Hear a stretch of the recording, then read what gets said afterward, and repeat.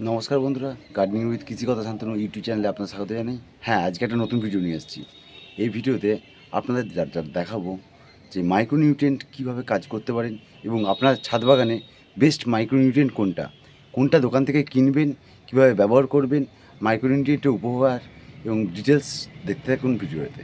আজকের আলোচনার বিষয় অনুখাদ্য বা মাইক্রোনিউট্রিয়েন্ট এর অভাবে কি হতে পারে এবং কেন আমরা ছাদ বাগানে ইউজ করব সেটা জানবো এবং কোন অনুখাদ্য সব থেকে বেস্ট। দেখতেই পাচ্ছেন একটা মোবিন আমরা ইউজ করছি। এইটা অ্যালাইজ কোম্পানি। এটা কোনো প্রমোশনাল ভিডিও নয়। এই অনুখাদ্যটা আমাদের ছাদ বাগানের ক্ষেত্রে খুবই প্রয়োজনীয়। কেন ইউজ করছি বা কেন ইউজ করব সেটা জানুন। প্রথম কথা, মাইক্রোনিউট্রিয়েন্ট বা অনুখাদ্য অভাবে অনেক কিছু গাছের সমস্যা হতে পারে, যেমন ফুল ফল ঝরে যাওয়া, গাছের গ্রোথ ভালো না হওয়া। এটা সামান্য পরিমাণ লাগে। এই অনুখাদ্য আমাদের দুই ভাগে ভাগ করা হয়, যেমন মুখ্য ও গৌণ, ম্যাক্রো ও মাইক্রো। এই যে গাছ সকল উপাদানগুলি গ্রহণ করে 16টি উপাদানকে আবশ্যক মনে করা হয়, যেমন কার্বন, হাইড্রোজেন এবং অক্সিজেন ব্যতীত অন্যান্য 13টি উপাদান গাছ মাটি হইতে সংগ্রহ করতে থাকে এবং এই 13টি উপাদানকে খনিজ পুষ্টি এবং গাছের কার্বন, অক্সিজেন, হাইড্রোজেন গ্রহণ করতে বাতাস থেকে হয় এবং জল থেকে হয়। গাছের পুষ্টি গ্রহণের পরিমাণ নির্ভর করে এবং সকল পুষ্টি উপাদানকে মোট দুই ভাগে ভাগ করা যাচ্ছে। ম্যাক্রোনিউট্রিয়েন্ট হচ্ছে কার্বন, হাইড্রোজেন, অক্সিজেন, নাইট্রোজেন এবং ফসফরাস, পটাশ এবং ক্যালসিয়াম, ম্যাগনেসিয়াম, সালফার। ও micronutrient iron, manganese, zinc, copper, molybdenum, boron, chlorine. গাছের অনুখাদ্যের অভাব প্রথমেই লক্ষণ করা যায় গাছের পাতায়। তাই পাতা দেখে সহজেই অনুখাদ্যের অভাব চিহ্ন করা যায়। পাতার রং এবং আকার পরিবর্তন দেখা গেলে সহজেই বুঝে নিন অনুখাদ্যের প্রয়োজন। আমরা এরপর কি কি অনুখাদ্য আছে এবং তাদের অভাবজনিত কারণ সেগুলি আলোচনা করব। প্রথমে বোরন।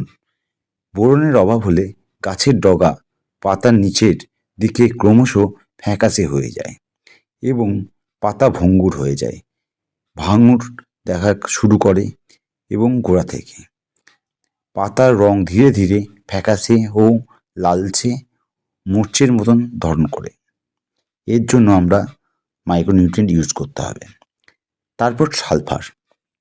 পাতার রং সবুজ থেকে হলদেটে হয়ে যায়, শিরগুলি ক্রমশই ফ্যাকাশে হয়ে যায়, পাতার কোনো ছোপ ছোপ পড়ে না।